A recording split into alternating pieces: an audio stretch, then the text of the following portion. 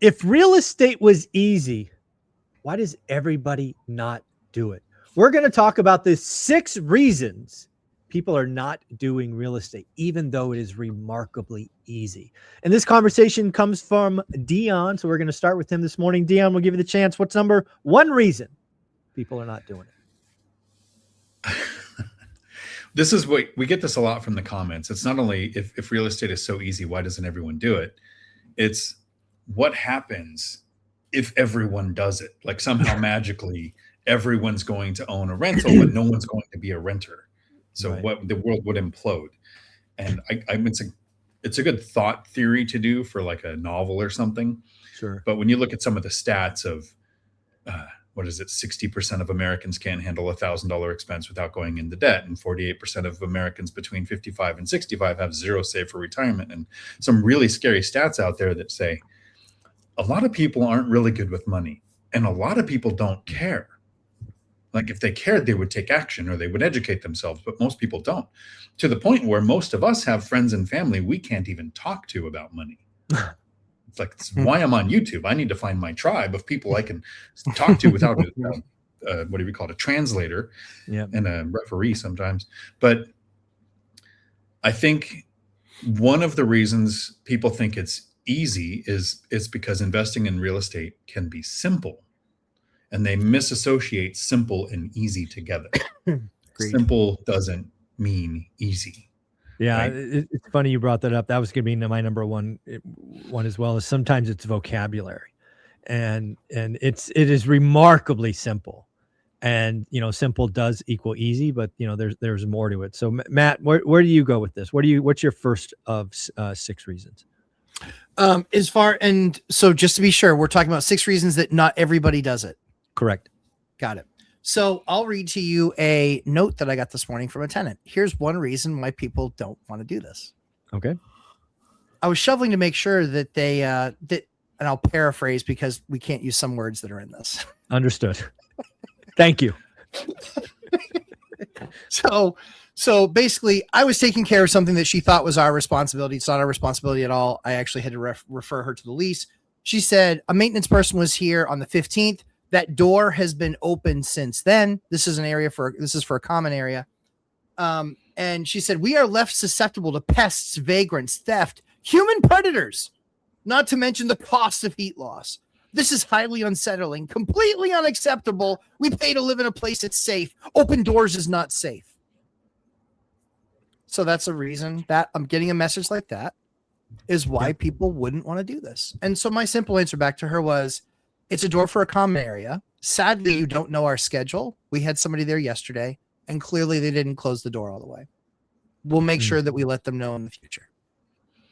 We'll send someone right out to close that door for you because clearly you don't have the skills to do it. But I didn't say that. I literally just said, hey, thanks for letting us know, and we'll make sure we address it with the person. But this person, again, just the reason and the fit to be tied, like we don't have these issues ever. Like it's just like this, not this ongoing thing. Like somebody made a mistake. Let's show a little bit of grace. The tech went there, did the work. And when he left, he didn't close the door all the way. Okay. I'm sorry. Like life happens, way it goes. Thank you for the lesson. Thank you for the learning lesson. Yes. Teaching moment. Exactly. So, but again, the core of this is managing people's managing their expectations. They very rarely give two whats about making sure that you're good and you're okay. They act like we're at their beck and call. And some people like, I called 2 hours ago, the repairman isn't here. Yeah. Okay. If you owned $1 million home, you couldn't get a repairman there in 2 hours. So that's just kind of how it works. Yeah, it's funny you brought this one up because I got my first introduction to that kind of passionate reach out when we started buying apartment buildings. So I didn't see that in single family homes. In single family homes, right? It's your home. It's your responsibility. If your kid doesn't shut the door, on you, go shut the door. Right. Right. But yeah, once we sold our houses and we moved up to apartment buildings, I was introduced to a whole new level of chaos. Yeah. And you're a counselor And, the one thing I always thank my lucky stars is I probably only saw 10% of the craziness because I have a property manager. Sure. Right. I don't see 90% of the nonsense. I only get told about the 10% of the truly crazies. Yep. And, I mean, I've never been more thankful to have a property manager between me and tenants when we went to apartment buildings. So that's pretty telling. That's definitely a reason why people don't do it, because people are crazy. Just people are wild and crazy. I got stories on stories. Crazy. So my number one thing is, something you learn as a kid. And you can go look this up. It's called the marshmallow test. The basic story of the marshmallow test is you sit a kid down. He's 5, 6, 7 years old. There's a marshmallow in front of him. And you tell him that if you don't eat the marshmallow, I'll give you another marshmallow in 10 minutes. I forget if it was 5 or 10 minutes. And then you leave the room. And the kid is left there by themselves. No windows. Nobody could see, with a marshmallow in front of him. And then you come back in 10 minutes or 15 or whatever it was. And if the marshmallow's there, he gets another one. And if it's not, he doesn't. And the story of the marshmallow test is we suck at delayed gratification.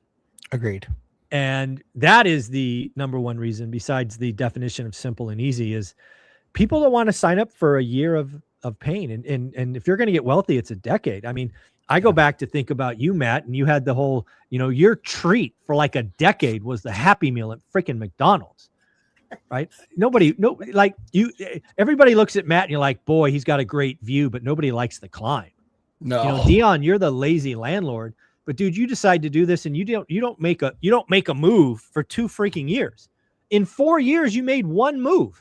Yeah. Right. You made one transaction. People don't realize that, yes, Dion's got an amazing view currently in Thailand, no doubt, scuba diving every day. Lucky man. But nobody wants to climb. And that's my first reason. Let's go around one more time. What's another reason, Dion? I like how Zuber used your favorite word, scuba diving every day, because I'm so lucky. Yeah, exactly. Good so job. Lucky. Sticking that one in there. Good job. So the delayed gratification one is great. One thing I like to bring up anytime somebody talks about the mushroom test or marshmallow test is the kids that waited to get 2 marshmallows were more successful later in life. Like that was the tracking of it, right? But I think the genius kids would have went, great, I have 2. If we do this again, do I get 4? Yeah. Does this then 8 and then 16? Can we just keep going, right? Yeah, that's a great way to look at it. But for me, when it comes to a reason why a lot of people don't do this, well, it seems easy because people put out there, here's, we did it and we're just average people. So if average people can do it, it must not be too hard. But Zuber, we've talked many times about being good employees, not being entrepreneurs. And so we would think other people who are good employees could do this. But the problem is a good employee has somebody that says you start at this time, you end at this time. This is when your break is. Here's your KPIs. This is our order of operations. Here's your SOP manual, like all of these things to structure your work life. Real estate doesn't have an HR department. You don't have a boss. It forces responsibility. And I think that's something that a lot of people, I don't think they can't do it, but they never learn to do it. Like, I don't think I learned to do it until I was in my 40s when I thought, I need to create my own pension. What's that going to take? That's going to take me having a mental boss and a mental HR department saying, here's how I interact with tenants, contractors, the permit office, like everything that my boss would tell me to do at work, I need to force myself to do in real estate. And that's a step that a lot of people just won't make. Couldn't agree more. Love that one. Matt, give us your second one and what would be number 5 of this list of 6. So I think that they don't do it because a lot of people think that they don't have the skills to do it, like the repairs and things. And so they think that in the beginning, it has to be all them and only them. It's just not true. The idea is you network because that creates your net worth. And I've heard that somewhere before. But the key to this is really people understanding that when you're getting into it, this is why people often ask me, they say, hey, I'm just going to wait to take your course until I buy something. No problem. Like, all good. However, at that point, you're already in the danger zone. Yeah, exactly. You're in the muck. Yeah. When you close, did you get an estoppel? When you were preparing, when you were getting the inspection done, did you do a sewer line scope? Oh no, that was collapsed. $10,000. You know, Boom. when you had the inspection done, were they somebody that we teach you who the person should be doing your inspection? Because too many of these guys take a 2-week course and now all of a sudden they're qualified to be home inspectors.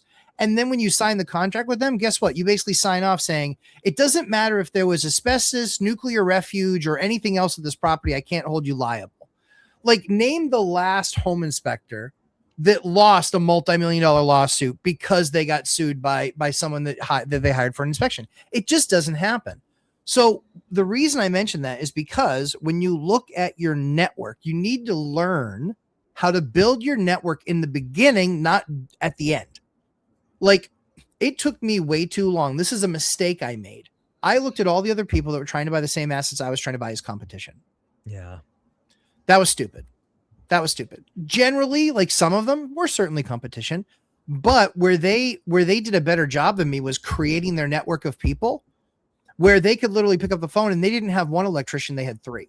They didn't have one plumber, they had 3. So they always were able to address and get something done quickly because they had a number of those people. And it's not to say be disloyal, and it is to make sure that you're letting your people know, hey, listen, I want to have multiple guys on staff. Always the one who are multiple guys that I have access to, always the one who responds the fastest and does a good job is always going to be the first one to get my call. Yeah. I flat out tell them that now. And so everybody knows everybody exists, right? It's like Clear communication. Yeah, exactly. So I think that's a thing that really gets people to not do this, or scares them about it. And it's something that you can easily overcome by going to meetings, watching other content creators. How many groups do you have in school? Oh, we have 9 accountability groups. It's pretty amazing. Right. Yeah. But so you can see it can be based on what the thing is you're trying to accomplish. Yep. It can be based on what your location is. It can be based on your gender. It can be based on any number of things. And so you get into the groups that you feel like will help you the most. You try it. Maybe it works. Maybe it doesn't. But this is the thing that people really leave out, is understanding how to do these things. And the sooner you get started learning, the faster any project or your first deal that you have when it finally comes together is going to go and come to. Yeah. Yeah. The 6th one for me is kind of a blend of all of this. And it's really kind of me looking in the mirror. I tried to do this thing alone for 5 years, and real estate investing is a people business. And, take that one step further. You guys know I've been on a health journey all year and wildly successful. And, it's the same thing, right? Focus, discipline. But if you're going to make a fundamental change, you've got to be around other people doing it. And that's why I think the school community is so special, is because it's kind of like self-selection, right? We have 508 people, I think, as of this morning, all going the same direction.